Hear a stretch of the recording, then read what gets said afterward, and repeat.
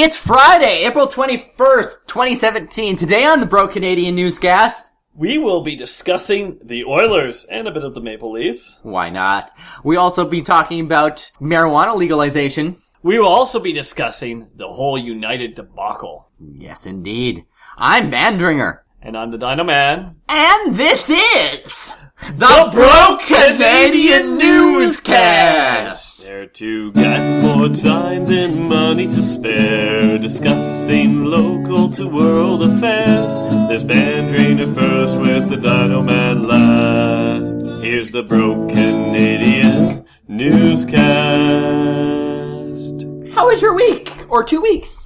Oh, it's been two. It's been pretty full. I had a bunch of stuff on Easter. I've been chock full with work and other stuff. I cleaned out the car fairly sufficiently. Ooh, that's exciting. I need to clean out my car. I had to repair a bunch of stuff in my car. I snapped the key off in the lock on one of the cold winter days. That's hilarious. It cost me $4 to get the key recut. Well, yeah, that's pretty cheap. I've done that before. It's pretty easy to get a key recut. Yeah, I just saw a Case for Christ movie last night, doing all sorts of things. Yeah, which you thought was at least competent, which is surprising for a Christian movie, it was like a 9.5 out of 10 for a Christian movie. For a normal movie, it's like 6.5. Okay, so like, it's competent. Enjoyable. Yeah. Competent. Yeah. What about yourself? I don't know, I haven't done too much. Snow removal? A little bit of snow removal over last weekend. We did Easter with my aunt and uncle, a couple aunt and uncles and my parents. Anything else interesting happened? We got a new dining room table at IKEA on sale. Oh, the blue one with like the pepper bubbly mess is gone? It's not gone yet, but it will be gone. We got like a wood one. We got a table and chair set. Nicer than mine? Yes, actually. I'm looking at it. Much nicer than yours. It's a table and chair set for like $150. Wow. That's a table and 4 chairs. It's like wooden kind of thing. Oh. It's pretty nice. Because I paid $60 for mine. Yeah. Yeah? Yeah. My wife weirdly has now gotten into the Heroes of the Storm game that I play. Oh, she is? What does she think of the new update? It's not up yet. Oh. It's in beta right now. Right. Actually, are you aware of the Overwatch character Genji? He's the Asian archer ninja, not the cyber ninja, but the other ninja, right? Oh no, he is the cyber ninja. He is the cyber ninja. Hanzo is the archer. Right. And his brother Genji is the cyborg ninja. Yeah. He's coming to Heroes of the Storm. Oh, that's interesting. Yeah, as well as they're doing an Overwatch themed map as well. Which is going to be a bit different. That will come out next week. The new update date, the 25th, I believe. So that's exciting. Okay, so that's really soon. Yeah, so it's been my life last bit. Yeah. Should we get into this? Let's start off with some updates. So first off, this was weeks ago. I brought up the story of the Steam Direct, which is replacing the Greenlight. But there's two prominent figures in kind of game journalism commentary. One is Jim Sterling. They're pundits. That's there the best term. Jim Sterling, who's also written for Destructoid, as well as Total Biscuit. And The Escapist.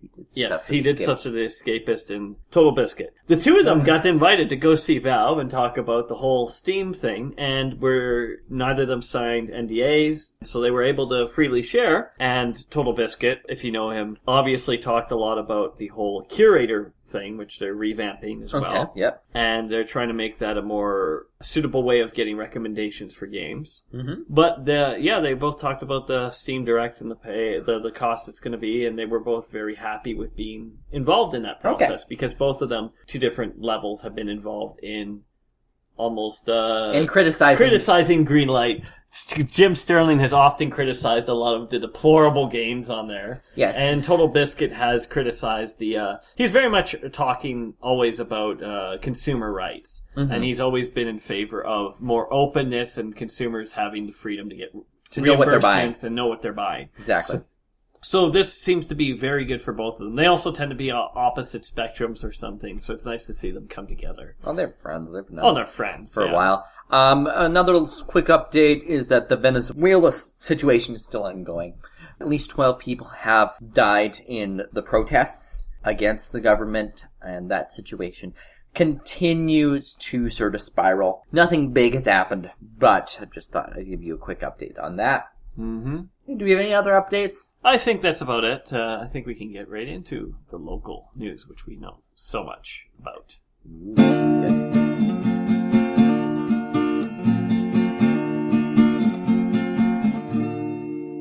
So, It's the NHL playoffs, and me and Christian are probably the most qualified people to talk about this. We will share all the stories from our childhood. Hey, Christian, how much NHL hockey have you watched this year? Define watched. It's been on the TV while you've been around.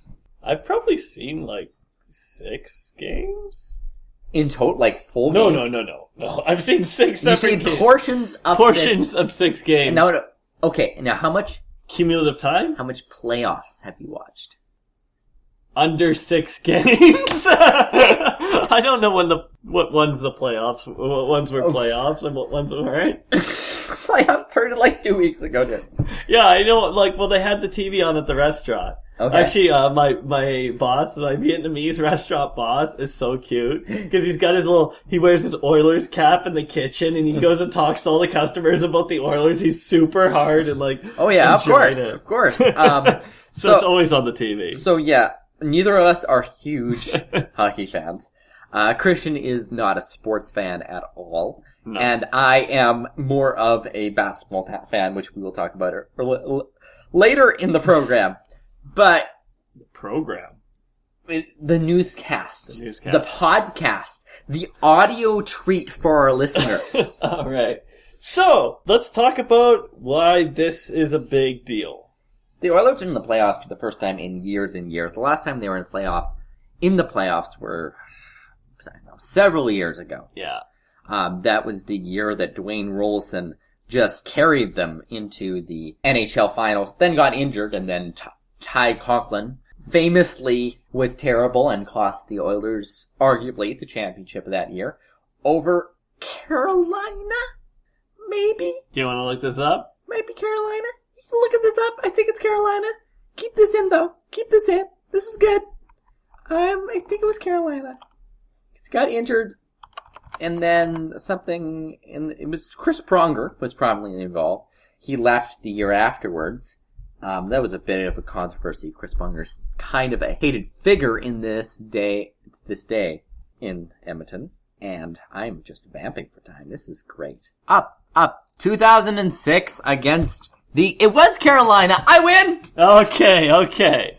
So that's the last time that they were in the playoffs. I looked up. Last time they won was 89-90, which probably our audience knows better than me. Of course. I think most people in our audience know everything about this more than us. Yeah. So we are just being big, huge idiots right now. This was hopefully entertaining on that level. So the Leafs, I grew up in Ontario. My mom cheered heavily for the Leafs.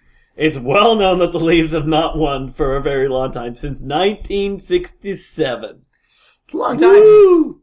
Yeah, that's like 5 years after 1962, which is the end of that big 50 slump, the Bill Burrow curse, which you didn't actually know about. I didn't. Yeah, I should listen to More Tragically Hip. I've heard that song, but I didn't actually know the lyrics. Anyway, so that's the last thing. Granted, it still was, they were in the playoffs like 2001 or whatever. It wasn't too long ago. Still pretty long ago, Still fairly long. So the fact that both of them are in, and a lot of other Canadian teams have been in the playoffs, is kind of, including the Calgary Flames briefly. They got kind of demolished, steamrolled by the Anaheim Ducks. Yeah. And for at least one listener, we should note that the Chicago Blackhawks were in the playoffs. Yeah. And lost terribly. Even though they were one of the favorites going in, they lost in the first round in 4 games, which is kind of pathetic, actually. Yeah. To be favored and then to lose in 4 games. I mean, what type of team does that? The Blackhawks. Oh, okay, it's the Blackhawks. The Blackhawks does that. Sense, then. So the Oilers are actually doing quite well. Yeah, they're sitting, 3-2? They're leading 3-2. I mean, they had a terrible Game 3 in which they lost 7-0, and then they won. Although, from what I saw, the worst game record, it was 15-0 in the NHL, I believe. Oh, I did not know that. You looked up little factoids. There's a factoids. Yeah, we'll get some factoids in here. That is likely true. Oh boy. Everyone's hard-hitting journalism. We're getting into the hard-hitting journalism later. This is just us. Fluff. This is fluff. So yeah, they're against the Sharks, right, in the first round, and Leafs are 2-2 against the Capitals. They're looking a little less favored. I decided to look up the bookie odds. Yeah. To try to put mathematical numbers on how well people think they're doing because I have no bloody clue. Neither do I. And so the most favored to win this year are actually the Penguins as of today. Okay. These are the bookie odds, so they're at plus 350. The Oilers are sitting at plus 750. Okay. And the Leafs, plus 2,500. We can make some money. If the Leafs win, you can make some good bank. That's, you bet 100 and you'd win $2,500. Yeah, not bad. Mm. Do you have $100? No, let's go halvesies. I'll do 50, you do 50. All right. Are these betting sites legal in Canada, actually? These I online sketchy-ish betting sites? I don't know how exactly they work in Canada. I know you can do some sort of betting online in Canada, but I don't know the... Because in states, gambling is technically illegal in a lot of states. Yeah, you have to be in specific areas, but I think we can do it. I remember they used to have, like, a horse track betting thing in my hometown. We had a horse track, Northlands. You can still bet. And Northlands. I mean, they had, like, in one of the pubs, they had a little area where you could bet and watch the horse races. Oh, okay. Yeah, it became a Don Cherry's afterwards. Oh, of course. Still a Don Cherry's? I think the Don Cherry's moved and it's something else now, but I'm not certain. Yeah. I'll have to remember when I go back. This is a very riveting conversation. Now, here's a question. What is more likely, the Oilers winning the playoffs or Daryl Katz scoring with the Brazilian model? Ooh. I don't know. It depends on how much you pay people off. Well, I just thought I'd mention some of the recent scandals that probably going on. That's an interesting little local story as an aside. It's really scummy, and I originally talked to some people who thought he was just trying to like pay her money, and they didn't realize the actual nefarious business angle of it, like trying to like basically bribe her job and stuff. Yeah, because apparently Daryl Katz, because he's rich, is trying to become a Hollywood producer. Like, why don't you just, like, as a complete aside, why don't you just go down to Diamonds, you find somebody there who won't go to the police and complain? Although it did catch on fire recently, so. You'd have to go to freaking one of the other ones. Yeah. There's Shea just up the street, and Shea Pierre, which is apparently one of the scummier ones, so that might be better. You might have to, like, sunglasses or something, because Daryl Katz might get noticed. So that ends our discussion of local strip clubs and the buying of sex work. Yeah. So back to sports. This is our best segment yet. This is definitely the best. So the main takeaway from this is that the Blackhawks really suck and got swept by the Predators. That's the main thing that we're getting out of this. And the Blackhawks are clearly worse than both the Oilers and the Leafs because they lost earlier than both of them. At least, to just bring it slightly serious. So coming at a person who doesn't really care for sports, I fully understand the drama behind this, like, latest playoff season. Like, there is a lot of interest, a lot of Canadian teams behind it, and especially a few of these, they haven't had a shot of the cup for a while. Yeah. To a very long while, and they haven't won the cup for a long while to a freaking eon. The poor Leafs. One could argue that the problem with the Leafs is that they are kind of a license to print money. No matter how good or bad the team is, the brand is so strong that they're going to sell at the arena. Their TV deal. They're one of the original 6? Yes, they are one of the original 6. So I can't remember all 6, but I know the Leafs are definitely one, and that's like part of those teams are probably never going to die. Well, yes, and it's not just they're not going to die, it's they're always going to make money. I mean, the Oilers are the same way. Well, that's what I meant by that, yeah. They're always going to make lots of money, and it doesn't matter how good or bad the Oilers are, Rogers Place is going to get sold out. What happened with the Jets? They weren't a huge name, but weren't they a decently big name back in the day before they got revived? I don't know. But, see, when franchises are brand is so strong that they will make money no matter what. Sometimes that causes the on-ice or on-field or on-court performance to suffer. Because there's no incentive for the team to be well managed. Okay. That's what the kind of the point I'm making. You see the same thing, arguably, with the New York Knicks in basketball, who have been bad pretty much their entire existence. They've only had one title, and that was in the 70s. But if you think basketball team, one of the first teams you're definitely thinking of is the Knicks. I mean, I remember, this is a weird aside, but in Deus Ex, the video game, there's a thing where there's a basketball net, and if you end up sinking a basket, the screen displays a little message that says "Sign him up for the Knicks." Yeah, exactly. It's just one of the big brands in basketball. Now, arguably, the problem with the Knicks is that the owner is incredibly incompetent. He's one of these daddy was rich, so inherited the team scenarios. And so it's just making him money, so he doesn't care. Well, he cares. Arguably, the problem is that he cares too much, and he's incompetent. Oh, so he's trying to adjust things, and he can't do it well. No, exactly. He's too much involved, and he doesn't have a good basketball mind. The Raptors, this is kind of a spoiler for our later segment, because we'll be talking about the Raptors later, but the Raptors have been a beneficiary of the Knicks' incompetence several times. They traded Il Mago, the Italian magician Andrea Bargnani, to the Knicks for a first-round pick, which was amazing, given how terrible Andrea Bargnani is and was. Wasn't he pretty good back in the day? He was okay for a couple seasons, but he can't play defense and he can't rebound. And he can't shoot that well, so he kind of, it's a problem. And actually, the GM of Toronto used to be GM of Denver and traded Carmelo Anthony to the Knicks in what was widely considered a heist, given what New York gave up for Carmelo Anthony. Yeah. Because of those two trades, and I think this was 2014, after trading Rudy Gay for 4 players from the Sacramento Kings, the Raptors offered Kyle Lowry to the Knicks, and this deal was almost done. But then the owner was just like, I can't trade with this guy. He always rips me off every time we trade. And then, and Kyle Lowry is now the Raptors' best player and has led them to the playoffs 4 straight years.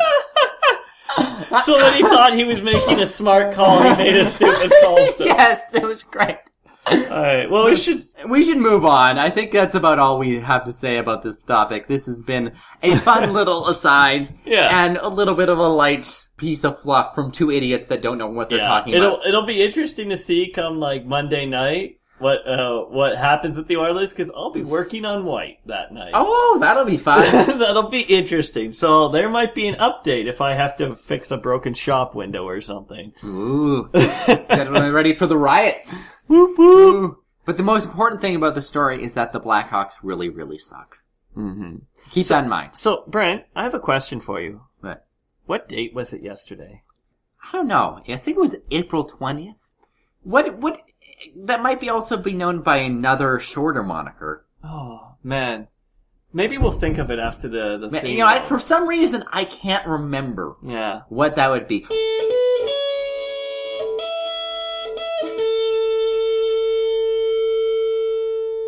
420 blaze it! So yes, 420. It felt like the fairly topical, contemporary, timely story. For a couple of reasons, For a couple of reasons. So we had a few weeks ago, the government had officially announced that it was starting the actual procedures to look at legalizing marijuana. Yep. They had promised it, the Liberals had promised it on their platform. Yep.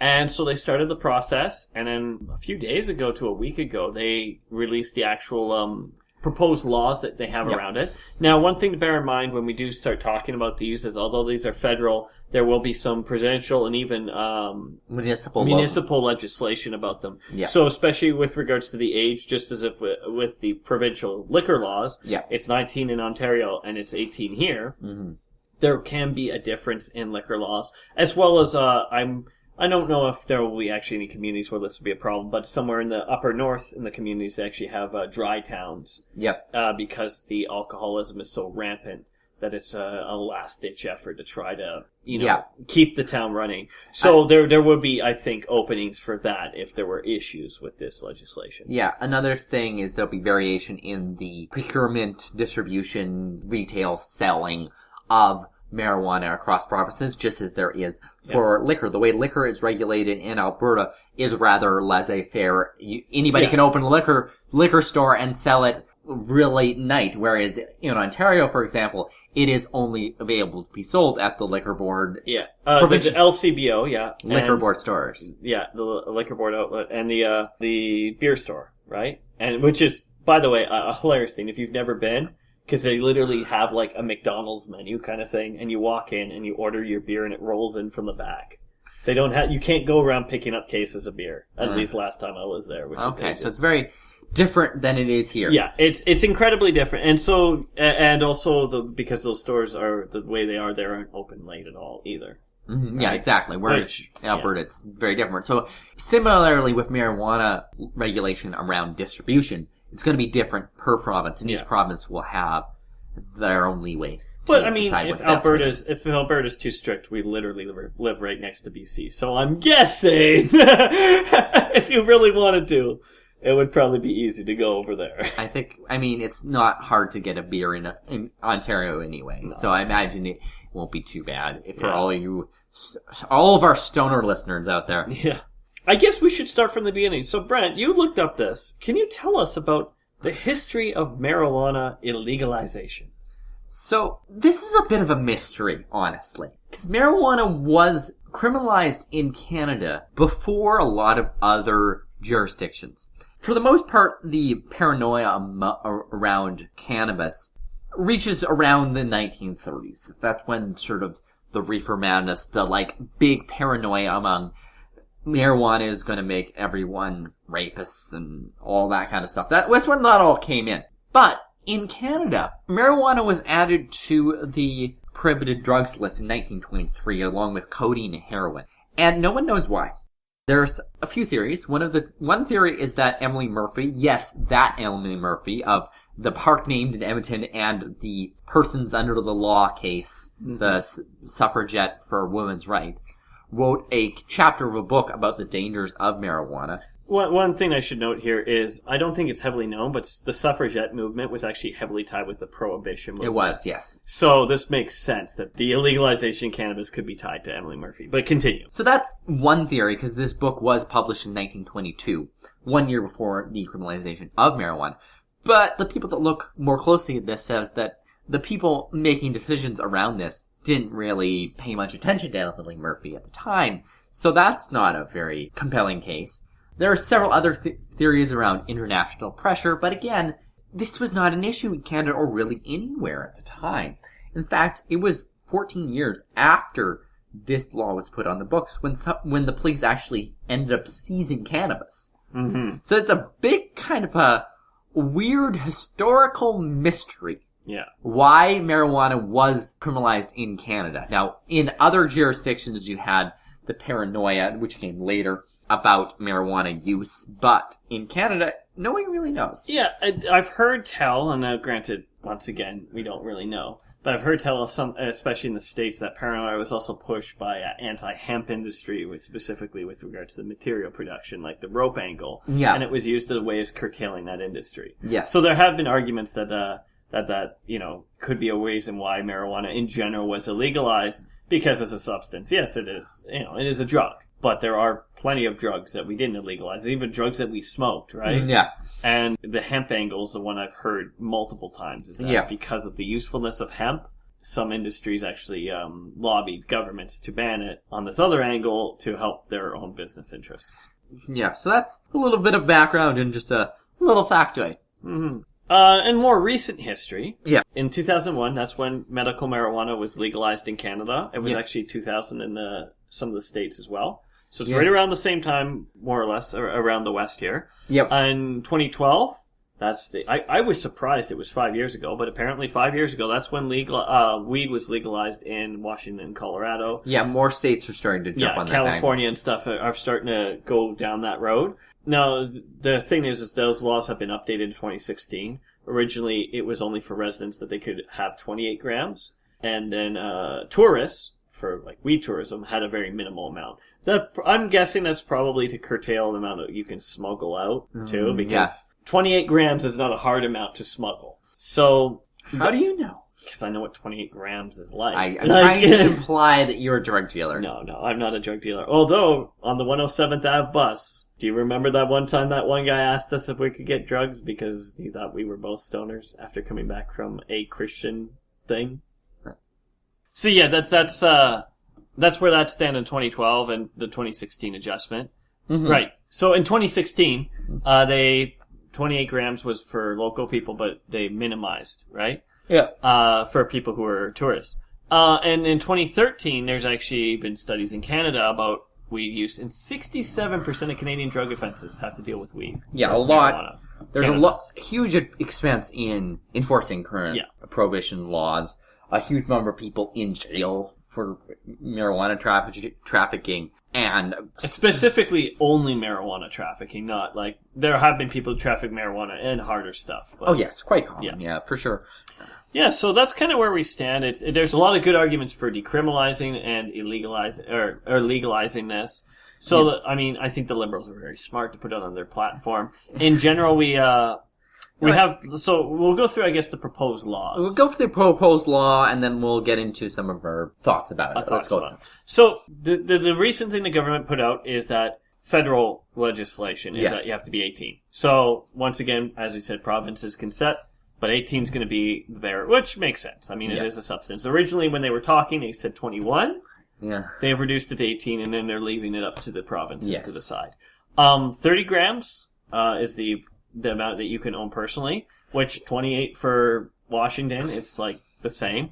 Now, we actually looked this up. We had to look up how many I call servings, how many joints, joints. Just one get out of 30 jams, and it looks around 45 to 60, depending on how beefy or blunty you make them, I guess. Yes, so we are such stoners because we know all of this stuff. So you're looking at 45 to 60 doses of marijuana that you can have on your person. Yeah. Now, you can also grow 4 plants up to 100 centimeters. It's kind of a goofy regulation, in my opinion. There's no girth stipulated, so we're going to see if we get ivy-like stuff that just branches out. We are totally going to get... They're going to get, you'll have 4 plants, but they'll be, a nice bush. It'll be like a fern.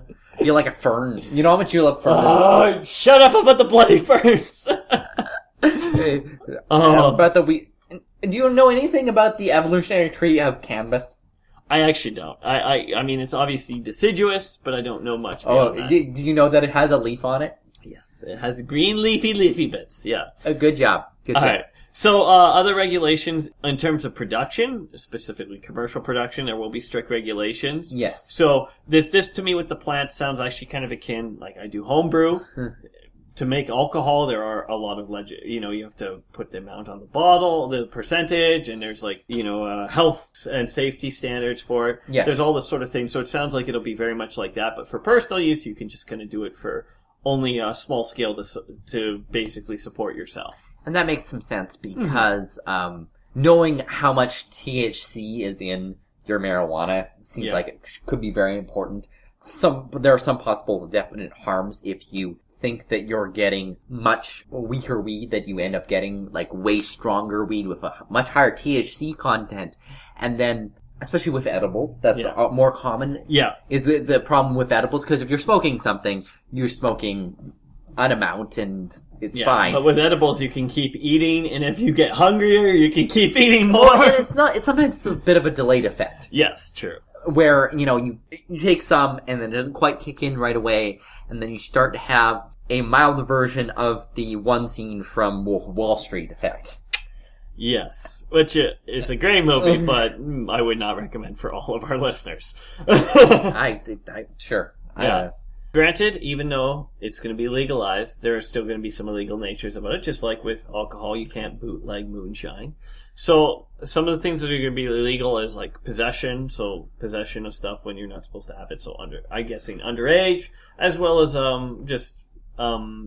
doing it for distribution without a license, that kind of thing. These would be punishable for up to 14 years, as well as smuggling. So because right now not all the states have it, in a year's time we won't know. Yeah. But likely some states won't. So if you're going to smuggle it across the American border, that will be punishable for up to 14 years. If you're over your personal limit, up to 5 years. So it's a little more reasonable. And the personal limit, as we said, isn't crazy. We'll go a little later into public opinion on it.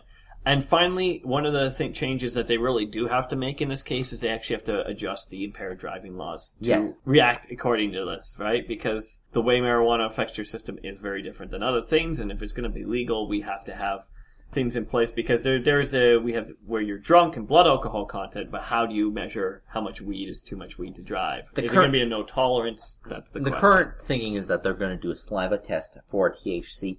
That the question is if THC can still be in your system when you're not high, and what level of THC actually procures impairment, because we have a lot of data around alcohol, blood alcohol content, and impairment. But we don't have that level of data for marijuana, A, and B, we don't have nearly as good testing abilities for marijuana. Mm-hmm. So, as you said, the testing abilities we have often, like for companies' zero tolerance drug policies, they can test for marijuana and it stays in your system long. So there's actually tells of people, like especially Fort Mac guys up north, they start doing cocaine because cocaine will jump out of your system by the time you go back for the next drug test. Yeah. But marijuana sticks around. Yeah, so there's a lot of questions about how that's going to work. And I think there's a lot of technologies that will still have to be developed in response to that. I think they'll have to look at some of the examples of some of the states that have legalized marijuana and how that has worked. And there might be some research actually coming out from the states in the next year or so, too, because there are some that have legalized it, so the ability to do research on them is massively... Yeah, and it's important to... Let's kind of get into our views of this. When we looked at the statistics of the states that have legalized marijuana, it did not cause a huge bump in usage. No. Not at all, as I remember. Well, and one thing to consider with that is, like, you and I don't know if you've ever smoked it, but I've never smoked it. Neither have I. I've never, like, really been that wanting to, you know, mm-hmm. But I could easily find it if I needed. The availability, even though it's technically illegal, is not really that minimal. I don't think the availability would really change that much. It just would change where you get it. Like, anybody, if they wanted to get weed, could get weed easily, even if you had very few contacts, because it's very ubiquitous. A lot of people have at least done it.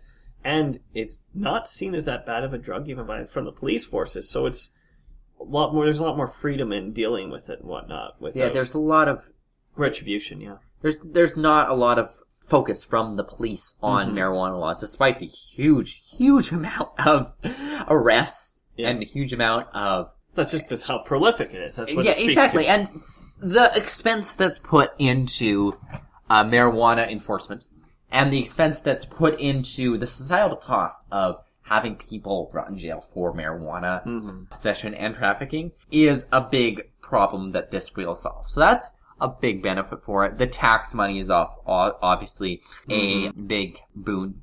I personally think that some marijuana advocates are a little bit overboard in their enthusiasm for how much marijuana legalization will solve. You listen to some of these people, especially on the internet, who are big weed heads, and it's just like, they seem to think that marijuana cures everything, and including cancer and everything, which it does have some very nice medicinal properties, especially when dealing with nausea and pain relief. And pain relief. Those are the two things. There are some possible implications in seizure relief and cancer, possibly, but those are a little bit more shaky. Yeah. But pain relief and nausea, those are very good. Which actually goes along with cancer, though, because of how chemotherapy works. Exactly. So there's some definite medicinal benefits to marijuana, but it's not a wonder drug. No. And also the legalization of marijuana, although it will cause a lot of good in both the reduction in costs from the government in enforcement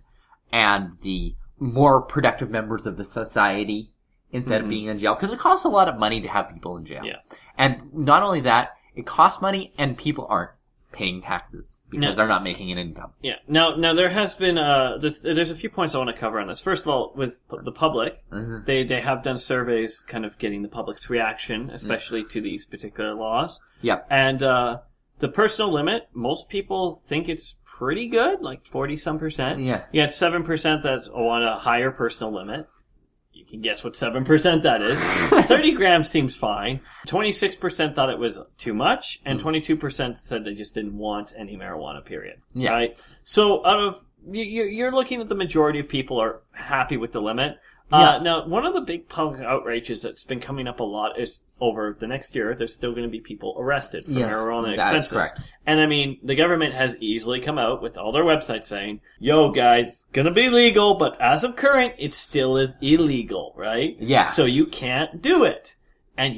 And it's one of those things where people are getting mad because they're thinking, I'll go to jail. If I go to jail for over a year, I'll be in jail after, the marijuana becomes legal. Yeah. Well, the thing is the law of the land is still the law of the land. Yeah. And that's a risk you assume in participating in that. Now, I'm going to guess that the police are going to be a little more lax in this next year. I would guess, yes. I would guess. But, I think if you do smoke it, there's much credence. Just be careful about it.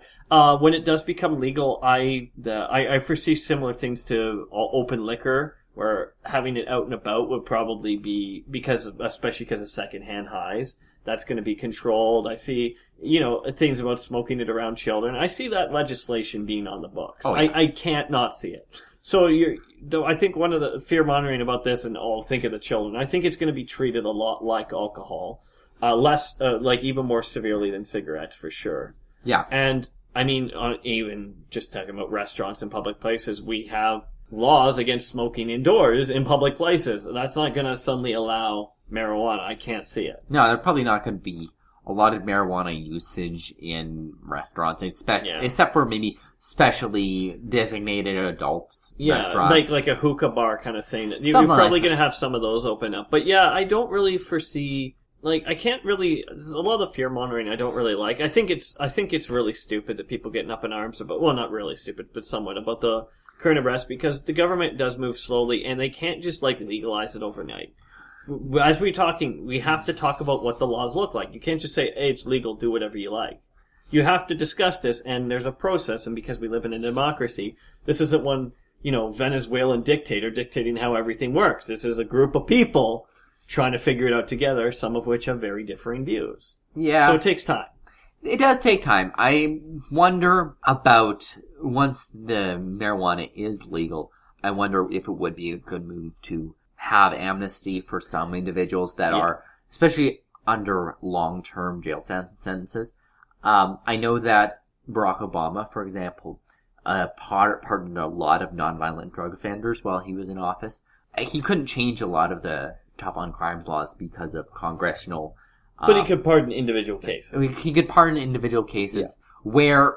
And I think that might be a good move to offer some amnesty for longer-term marijuana trafficking and possession sentences, because, honestly, it just doesn't make a whole lot of sense, because these people are generally not a danger to themselves or society. Maybe to their brain cells if they go a little overboard, but... Yeah, exactly. And it just costs...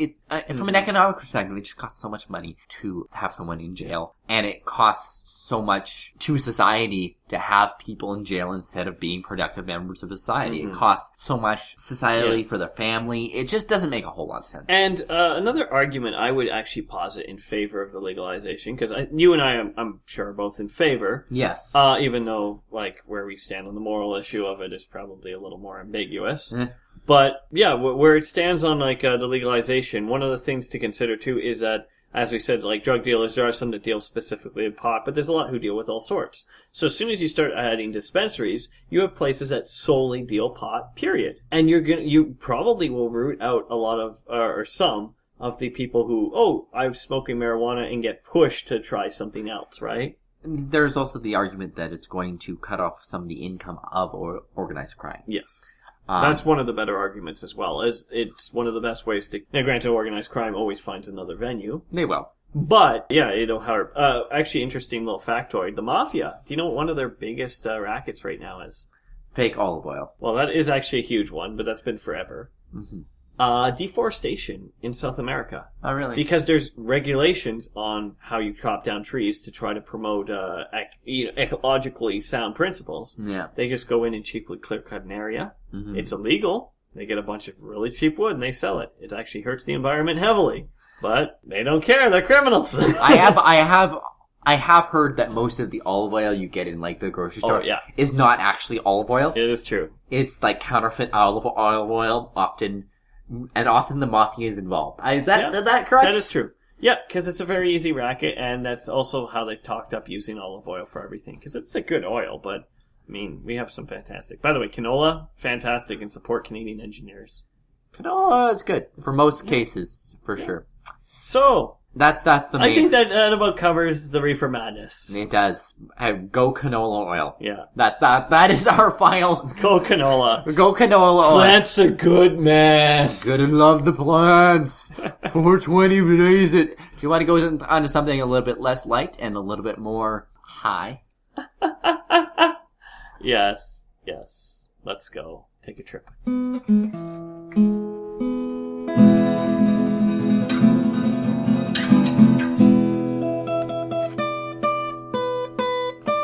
United we stand, united we fall. What's the rest of this song go? Something about you pull your ass out of the plane.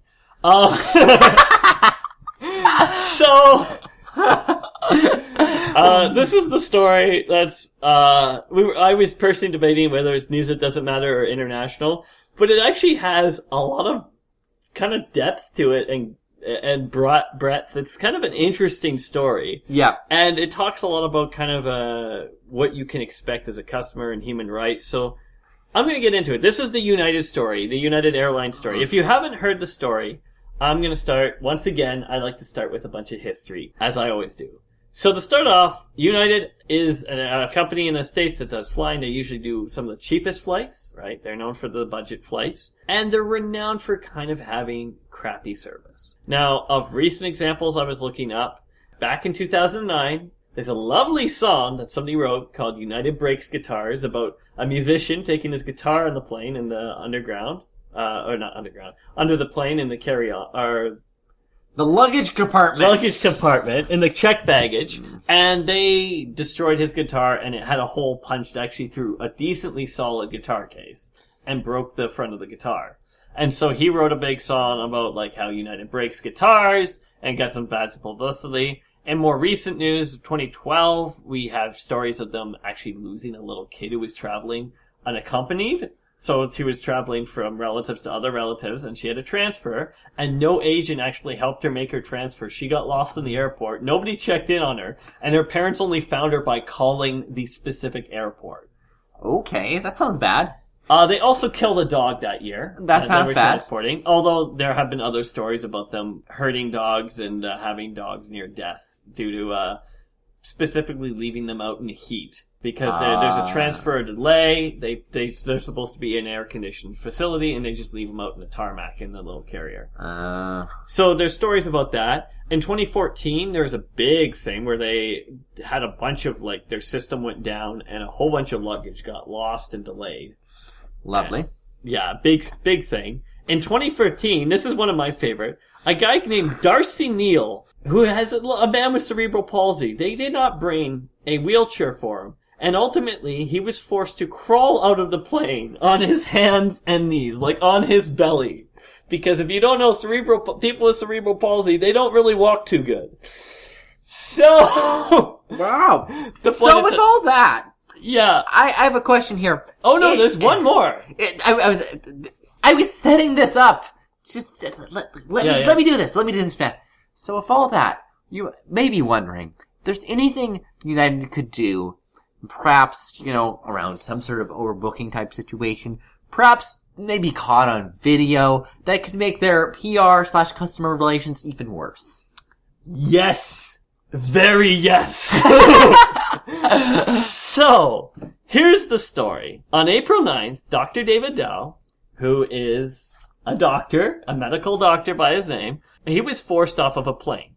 Now, the way the story goes is they let everyone board the plane. Yep. And then they actually needed some seats free because there was some crew that needed to fly the same flight. I believe this was going from Chicago to, what was it? Whatever. So there was a crew that had to fly out of Chicago. Yeah. Right? And they had to rest at the next stop and be ready for the flight the next day. Yeah. So it was similar to an overbooking. They needed to remove some seats for logistical reasons. Yep. Now, they did not do this typically. They let everyone board the plane. And then they went aboard the plane and they asked people to leave. According to some people on the plane, they asked people to leave for a very meager stipend. Yep. And one person at the front of the plane actually offered to leave for, I think, $1,400. He kind of knew how these sort of things work. Yeah. right? And they laughed him off. Then they came and they randomly chose people, which they are allowed to do, sort of. They are allowed to deny boardings for specific people, but this is before you get on the plane. Yeah. After you're on the plane, it's a very different beast. But they treated it the same way, and they just basically were forcing some people to get off. Now, the stories here can kind of differ. There's stories of them actually going to a few people and everyone denying it, and then finally get this doctor, I guess, losing it and just forcing him off, right? There's also stories that he was the only one they approached. But the way it goes is he was basically told to get off the plane. Now, he's a doctor. He has a very interesting backstory. Which we'll get into. But in the short story is he had his patients the next day. So he says, I can't get off. I have patients. Yeah. And they tried to force him off and eventually called 3 Chicago airport police, which were actually police officers. Yep. To force him off the plane. In doing so, he smashed his face off the armrest. He looked to be knocked out, was obviously concussed. Then they lost him in the airport, and he stumbled back onto the plane. I hear this part of the story. Yes. They also had they cleared the part of the airport that he was to pull him out more easily, like part of the airport, and they actually had to empty the whole plane and delay the whole flight to clean up the blood from his head smacking the armrest because of biological contaminant reasons. This is bad, I'm going to say. This is very bad. So that's the story. Now, in this story, a bit of Dr. David's history came out. Now, he's a very interesting character, we shall say. So he came here from Vietnam, or here, I mean the West, America, in 1975. He was I didn't check if he was a medical doctor there or here, but he practiced medicine here. And in 2003, he actually had his medical license suspended because he was involved in a sting in which they found he was giving prescriptions for drugs in exchange for sexual relations with men.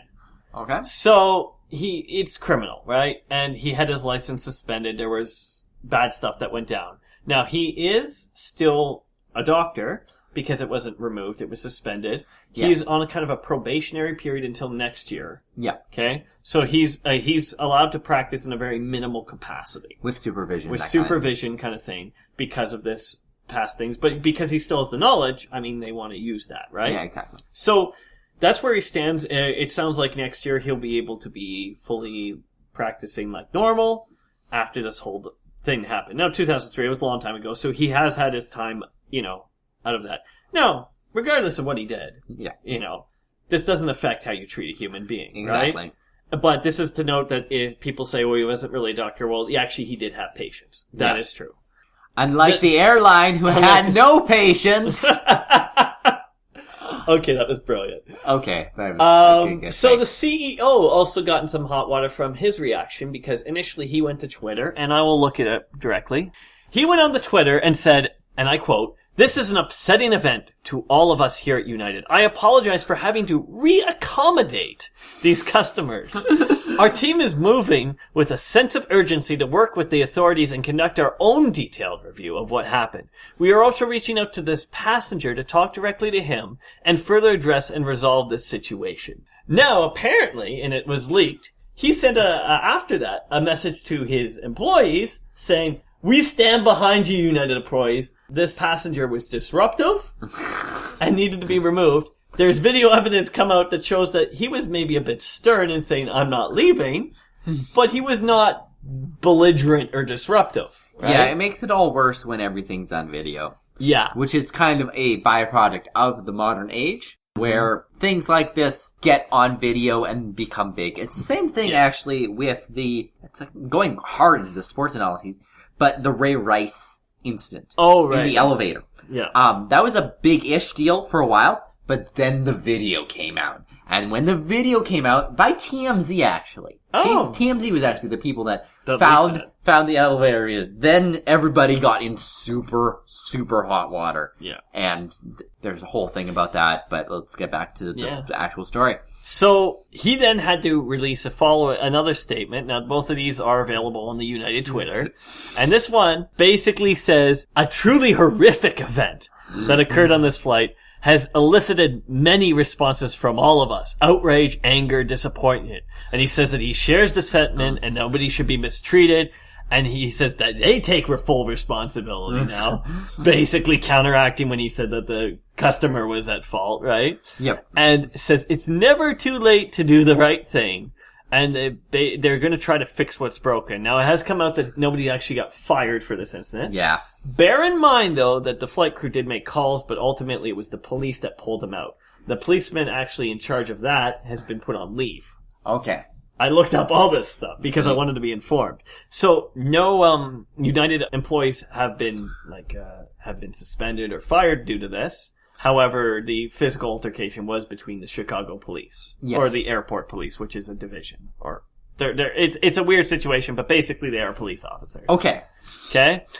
So there has been some argument back and forth who is in the right and who is in the wrong. This is one of those situations where the law on this is a little unclear. All right. Although it's very likely United was in the wrong. One of the big reasons is being that they seated the passengers. Yep. And a lot of the legislation on how to deal with this deals with before boarding. It's denial of boarding. Okay. Right? And if you think about it, if they were dealt with this before the gate, they would have prevented somebody ripped out of the plane. They just don't let you on, right? Yeah.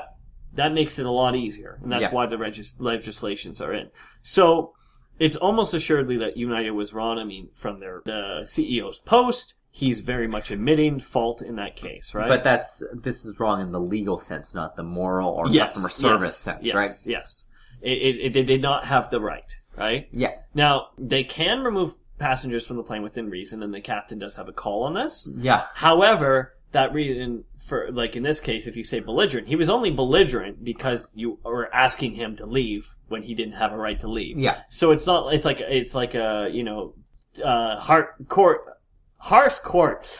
cart and horse situation, right? Okay, there you go.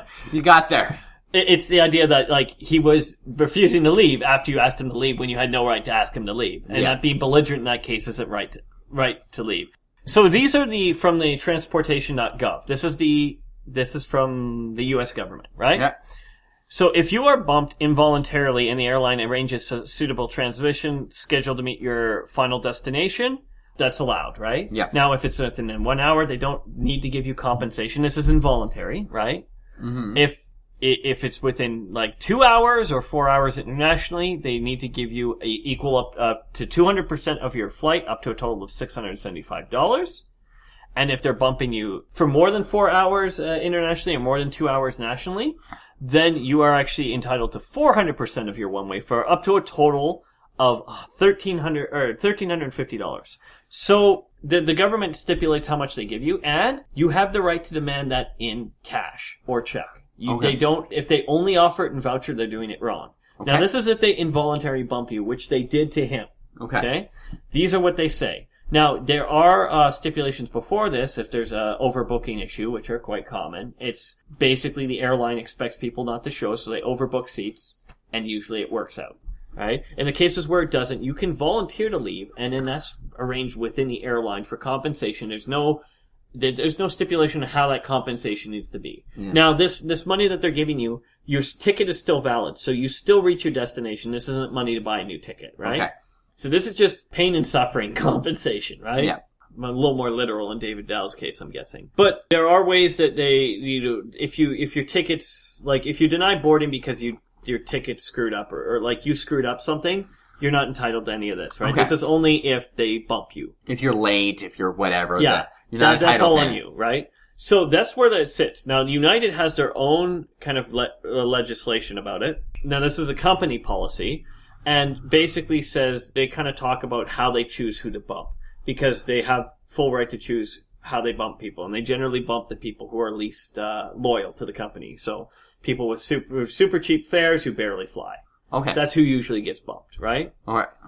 So they say their own thing about kind of how they arrange it, and they give the government compensation kind of legalese. Yeah. But ultimately, it's up to them if it's voluntary. But if it's voluntary, the United States government has stipulations. Okay. Okay.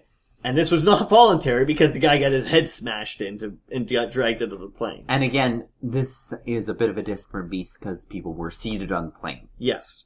This is all to be done before, but granted, that's the way it's supposed to be, but there's nothing written down that says before the gate, but denial of boarding is usually the term used, right? Okay, so this is where it gets a little messy, And the thing is the CEO has now come out and says we will never get police and force someone off a plane again. Like, they're damn controlling this whole thing. Yeah. But ultimately, yeah, the law is a little fuzzy. Now, I wanted to bring up Canada because Canada actually doesn't have anything really written down about this at all. Oh, okay. It's kind of just left up to the companies. But Transportation Minister Mark Garneau, the astronaut, he actually has proposed, I think this coming fall, to look into this, as well as a few other things to do with air travel in Canada. In response, not in response to this directly, but this is definitely pushed that, right, to the forefront. Also, is his last name Garneau the astronaut? Yes, it's Garneau the astronaut. Okay, it's a long last name. Yeah. Anyways, so this is as the Minister of Transportation, he's looking into this, or has been looking into this in terms of developing a series of legislation for Canada about what they can and can't do. Yeah. So Canada should very soon have our rights. Now, those will be written up. So in terms of reaction to the story, knowing what your rights are in America, especially if you are American, is very good, right? You don't have to be like a freeman of the land type where you're just getting really ornery with the cops. But knowing that, what you can and can't do is very useful.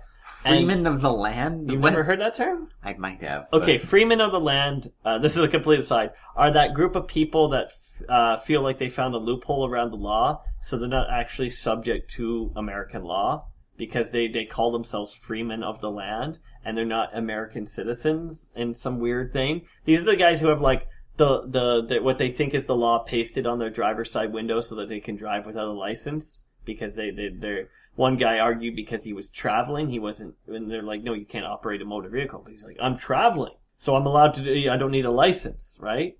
Okay. It's a big thing about people thinking they know the law and then just being stupid. Let's get back to the actual story. So back to the actual story, it's very good to know what your rights are, but to know, at least in the States, you are entitled to compensation, 200% to 400% of your fare, depending on how long your flight delay is, right? Yeah. And it's up to the airport. If it's voluntary, you work that out with the airport, but you are entitled to compensation if they bump you. Yeah, well, this kind of swept the internet over the past couple weeks. It's just been kind of story after story on that, so we thought we'd give you some of the facts of the matter, and hopefully Canada will have some more concrete legislation so that stuff like this does not happen in Canada in the future, because we haven't had a lot. We've had some airline... Yeah, there's been overbooking issues, and there have been stories of like kids maybe getting bumped for some reason and stuff. There have been some, but obviously not as graphic or grotesque as this story. Exactly. So some regulation in Canada is probably due. But I think that's about all we have to say. So let's move on to let's move on to some ballin' yo.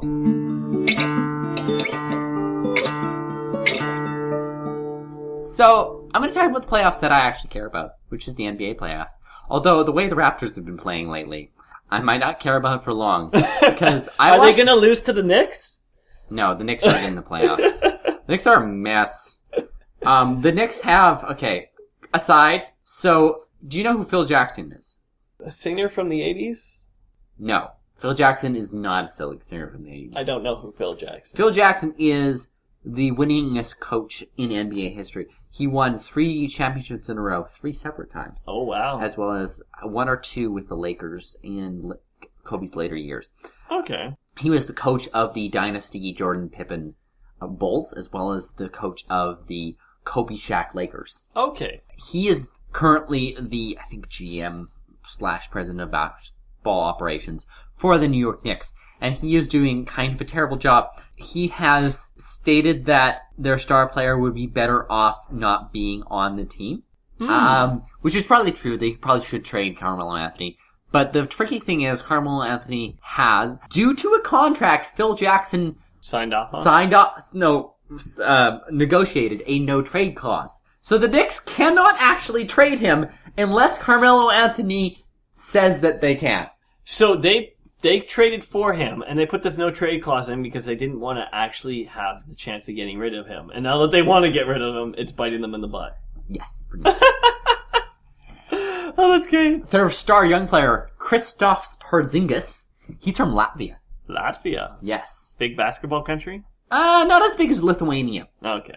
Actually, the Eastern European kind of Baltic countries are pretty big in You basketball. get some tall people there. Yeah. Yeah. But yeah, Lithuania is kind of the big one. Okay. If you look at... Anyway, it's not neither here nor there. But he actually skipped exit meetings with the Knicks. When the season ends, everybody kind of... All the players sometimes meet with management just to debrief on everything. Kristaps skipped that because of how dysfunctional the team is. Oh, wow. Yeah, there's a big problem because Phil Jackson is kind of old-fashioned in how he perceives the basketball. He has this system called the triangle, which is a system of offense in basketball. It's based around post play, and it's very outdated. Because currently the main thrust of basketball right now is to take lots and lots of threes. People have done the math, and 3-pointers are worth more than 2-pointers, it turns out. Oh, okay. In fact, one could argue that they are worth 1.5 more points than a 2-pointer. No, 1.5 points of a 2-pointer. 1.5 more would make it a 5-pointer. No, make it 4.5 pointer. Oh. No, from a 2-pointer? No, that would make it a 3-pointer. We're fighting. Okay, but the point is that 3 is more than 2. Yeah. And because of that, modern NBA offense is funneled towards getting layups, getting free throws, and getting 3-pointers. The triangle offense mostly creates mid-range shots, which people who do the math on such things find that those are the worst shots to take. What are they worth, mid-range? 2. Oh, they're only worth 2? Yes. Okay. 3-pointers are further back. Yes, there's a line on the court, and if you shoot beyond that line, it's worth 3 points. Okay. So mid-range is like halfway between the middle and the net? Mid-range, okay. Mid-range is a general term for anything that's not like a close-up shot in the paint. You know, visualize the basketball in your mind. The paint is that area that... Like where if you have to take a free throw, you're in that lane. Yeah, you're at the top of the... Yeah. And then there's that rectangle, that's called the paint. Okay. And generally shots in the paint are fairly high percentage, and you want to take those. And you want to take 3. Anything in between those two areas, it's generally a lower percentage. Stuff in the paint is worth 2 or 1? 2. 2, okay. Yeah. Alright, I gotcha. Alright. Anyway, so that's the Knicks, who aren't even in the playoffs. But going into the playoffs, the prohibitive favorite is the Golden State Warriors.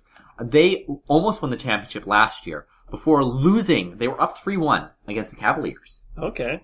But then Cleveland. Yes, of Cleveland. Oh. Good job. But then they lost 3 straight games in dramatic fashion. Kyrie Irving hit a key shot, which is nicknamed the shot in basketball circles. LeBron James had a absolutely insane chase down block late in the game. Another interesting part about that series last year is that Draymond Green was suspended for one of those games. Oh. For kicking somebody in the nads. Oh! He actually, accidentally or on purpose? There's debate about that. Let's just say. And this is actually not the first time, in several other series, he had kind of flailed his legs and possibly accidentally on purpose kicked people into the nards. And so because of that... It's in the game, eh? Yeah, and then in Game 6 he was suspended, and that was actually one of the key points that caused Cleveland to come back. So Golden State is a prohibitive favorite because not only are they bringing back most of the players from that team, they also brought in Kevin Durant, who's an MVP. I know that name. He's an MVP quality player. And so they are huge favorites. They are currently up 3-0 in their series against Portland. They're playing Portland, okay. Yeah, I'm just is there a West-East in the basketball? Yeah. How about I just go through all the series quickly? Sure. So we have Portland Golden State. Portland is down 3-0. Durant hasn't played in every game. Or is it 2-0 or 3-0? It doesn't matter. Portland's in trouble, and Golden State's going to win the series. Portland's one of the star players that they got during the deadline, Jusuf Nurkic, who is from Bosnia, one of the former Yugoslavian nations, which is another kind of hotbed of basketball. It's the former Yugoslavian, Serbian, Eastern European states. Okay, yeah. Anyway, they traded for him during the deadline. He's injured. They probably wouldn't have won anyway, but... He's a good player. Without him, they have no chance, especially against Golden State, who are like a historically good team. Okay. The Spurs are facing the Memphis Grizzlies. That series is 2-1. For the Spurs? For the Spurs, yes. The Spurs have had an excellent season as well. They blew the doors off the Grizzlies the first 2 games. And then the head coach had a fairly epic rant about the reffing and how terrible the reffing is. ending with the great catchphrase, which t-shirts are already made up of this catchphrase, take that for data. He just lists a lot of stats about how much they got screwed by the refs and how the opposing team was shooting lots of free throws and the Grizzlies were shooting none. And then at the end of it, he yelled, take that for data! Okay. And the team responded to that and won game 3. Okay. Another close series is the Clippers and the Jazz. That series is 1-1. Clippers have been good for a long time, but they've never really been able to get over the hump. Mm-hmm. They've never made it to a conference finals even. So they've been like a upper middle kind of team. Yeah, with like the potential for more, but never quite hitting it. They've had the core of Chris Paul, DeAndre Jordan, and Blake Griffin. Is Jazz just kind of an ant team, or? Jazz are a up-and-coming team. They're a young team. Are they rebuilding? They're not rebuilding. They have rebuilt. They rebuilt. Now, one issue is that on the first play of the series, Rudy Gobert, their star center, and one of the best defensive players in the league, got injured and has not returned to the series. So that series will dramatically change if Rudy Gobert gets back in the series. For now, it's 1-1. Okay. There's one more series. All right. Houston, Oklahoma City. Now, Durant left the Oklahoma City Thunder to go to the Golden State Warriors. And what Russell Westbrook went nuts. Averaged a triple-double for the whole season, which means that you get 10 or more points, 10 or more rebounds, 10 or more assists. Okay. He is a likely going to be the MVP. Of everything. Of the whole league. Okay. James Harden is one of the other main contenders for MVP. Okay. He plays for the Rockets, who were a better team throughout the whole series. Houston won both games so far.